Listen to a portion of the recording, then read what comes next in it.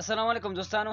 نن د سره یو څو خبرې شیر کوم. دی باندې هم ویډیو نه جوړول، خو بیا هم دا مې خپل فرض ځکه وګڼل چې مونږ څومره زده کړې ده. مونږ د علي خان بای نه کړې ده. تاسو د علي خان بای ښکاري کنه، دا د علي بای د یو څو خبرې کې دا در باندې صرف اورم خبرې خو ډېرې کړې، زه بر باندې یو څو خبرې اورم او وجه یې څه ده درته بیا وایم. خبرې د سره کوم او د ځان سره ولیکئ او کاپي راوالی او که نه نو تشه پاڼه راوالی. یو څو خبرې د سره کوم او د ځان سره ولیکئ.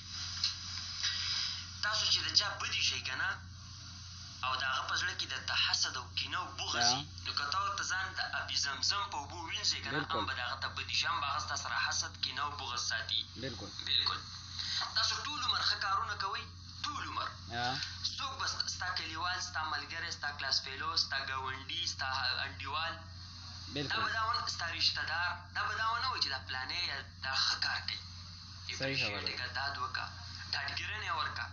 خو که ستا نه معمولي غلطي وشوه، وړه غلطي وشوه، دا دنیا ته ښایي ته نه دا غلطي شوي، دا داسې انسان دی، دا داسې هلکه د هغه ښه خو هم دنیا ته وایه که نه.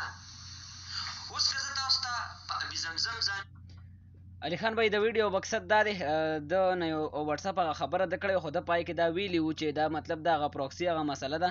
خو دا تاسو آن کې چیک کې که مطلب ستاسو په واتساپ کې دغه سیټینګ کېږي، نو ستاسو واتساپ به تاسو پرې استعمالولی شئ، او که نه کېږي نو بیا په هغې باندې بیا جنید بای چې کوم دی نو یو څو ویډیوګانې هم کړې وې، لکه مطلب د تنقید په شکل باندې هغه ډېر 2-3 پیرې هغه ویډیو وکړله. نو جنید بای ته زما دغه یو پیغام دی چې تا به دا ویلي چې یاره پروکسي مطلب زمونږ په موبایلو کې نه کېږي، یا به داسې بل څه میسیج به دې ورکړی.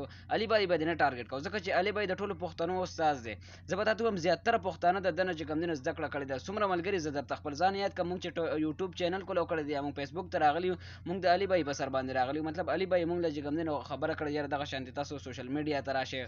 نو ډېر ملګري چې کوم دی نو په دې باندې لګیا دي او ځان له محنت کوي. نو بس دا یو شاړ غونده کې پیغام زمونږ د استاد دپاره.